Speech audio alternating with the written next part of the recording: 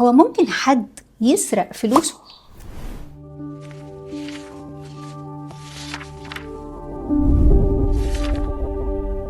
الإصحاح الخامس من سفر أعمال الرسل يحكي لنا قصة عجيبة جدا، هي قصة حنانيا وسفيرة. دول 2 متجوزين، والحقيقة زيهم زي شعب الكنيسة حبوا إن هم يبيعوا الحقل بتاعهم وياخدوا الفلوس يحطوها تحت أقدام الرسل، بس وقعوا في خدعة. قالوا طب ما تيجي يبقى شكلنا حلو والناس تقول علينا زينا زي الباقيين، بس نفس الوقت نشيل شوية فلوس لينا.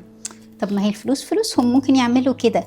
أزمة جت منين؟ الأزمة جت لما هم قالوا إحنا هنقول لبطرس إننا بعنا الحقل بالثمن ده فزينا زي الباقيين وأدي الفلوس. فحبوا يكذبوا أو يستهينوا على الروح القدس، وكأن ربنا مش شايف، وكأن الرسل والتلاميذ دول مش وكلاء الله. فلما راحوا لبطرس، راح حنانيا كده وقال له الفلوس بتاعت الحقل، تمن ده بعت الحقل؟ الحقيقة لا، مش بكله، أصلا أنا إيماني أضعف شوية من إن أنا أقدر أديكوا كل الفلوس، فأنا شلت شوية واديتكوا شوية. لو كان عمل كده كان بطرس مدحه، وكان فضل حنانيا وسفيرة ناس وسط الكنيسة جمال، لكنه كذب على الروح القدس مش على أي حد. فبطرس طبعا قال له هتقع مكانك، انت ازاي بتعمل كده؟ وقع ميت في الحال. طب ليه؟ هو ربنا بتاع فلوس يعني؟ هو ربنا فرق معاه ياخد نص الفلوس ولا الفلوس كلها؟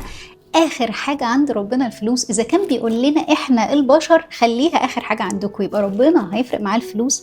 ربنا يفرق معاه حبك للفلوس والاستهانة بيه. بنستهين ساعات بلطف ربنا وبإمهاله، فنقول لا مش مهم بقى، انا هبان ان انا حد كويس وبعمل خير وانا عارف اني مش بعمل خير، ده انا باخد مصلحة. هل بيحصل كده في كنيسة؟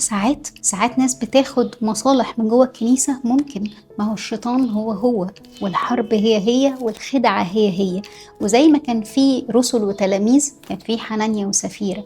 فحاسب لا تكون حنانيا، حاسب لا تكون بتربح وبتكسب من ورا كنيسة وانت لك شكل التقوى وليك مظهر كده انه انا تبع الكنيسة، يعني خاف من الروح القدس. الحقيقة جت وراه بقى مراته سفيرة، وهنا في بقى ألارم تاني مهم. لما جت سفيرة بطرس سألها هل بالثمن ده بعتوا الحقل؟ قالت له أيوه.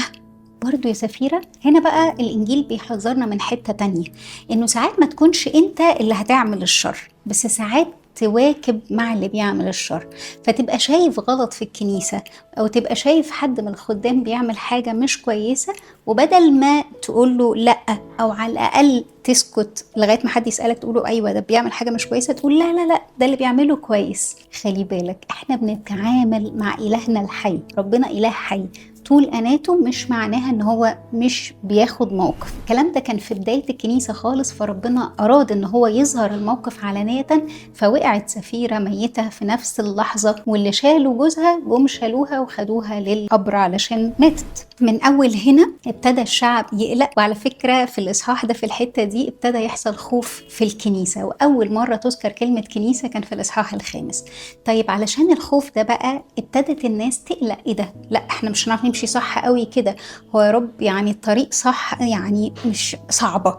فابتدى يحصل حاجات تانية علشان الناس ما تخافش من الكنيسة. ابتدت قوة الروح القدس تظهر ومعجزات كتيرة، لدرجة ان يضل بطرس الرسول بس لو جه على حد مريض كان بيقوم من المرض. طب المعجزة بقى هنا هدفها ايه؟ ودي نقطة تانية مهمة في الإصحاح.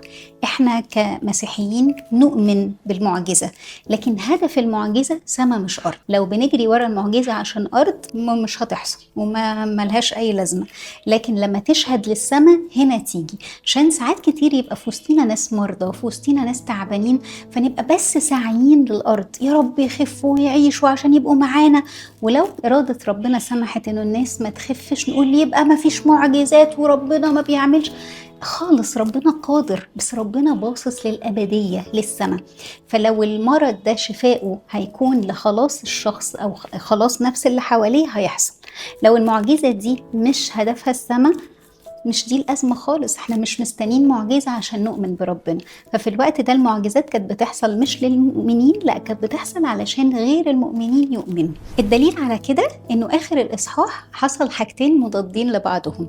لما حصلت معجزات كتيرة ابتدوا رؤساء الكهنة والناس الصعبين اللي موجودين في الهيكل اليهودي يبقوا متضايقين ويغيروا من التلاميذ، فراحوا قابضين على التلاميذ، والمرة دي بقى دخلوهم السجن. المرة الأولى هددوهم، المرة دي دخلوهم السجن. فلما دخلوهم السجن الحقيقة التلاميذ حصلت لهم معجزة، إنه الملاك جه وفتح باب السجن وخرج التلاميذ. إيه ده؟ طب ما كويس أهو، يعني لما بيحصل ضيقة بيحصل قدامها معجزة. لا، خلوا بالكم، لما الملاك فتح ما قالهمش يلا هربوا، قال لهم يلا اطلعوا اكرزوا بالكلمة. فطلعوا فعلا من السجن، كملوا كرازة وكلام عن ربنا يسوع. فالحقيقة راحوا الكهنة قبضوا عليهم تاني وجلدوهم وأوصوهم إن هما ما يتكلموش. وهنا حصل حاجة عكس اللي حصلت مع السفيرة، إنهم مسكوا بطرس وقالوا له إحنا مش قلنا لكم ما تتكلموش؟ فمعلمنا بطرس قال لهم ينبغي أن يطاع الله أكثر من الناس. ما عملش زي سفيرة اللي سمعت كلام حنانيا، لا، قال لهم أنا أسمع كلام ربنا مش كلام الناس. حتى لو أنتوا بتهددوا، حتى لو في ايدكم سلطات، حتى لو يبقى منظرنا وحش قدامكم، لكن كلام ربنا هو اللي هيمشي. وعشان كده نختم الإصحاح إنه الرسالة والتدريب ينبغي أن يطاع الله أكثر من الناس.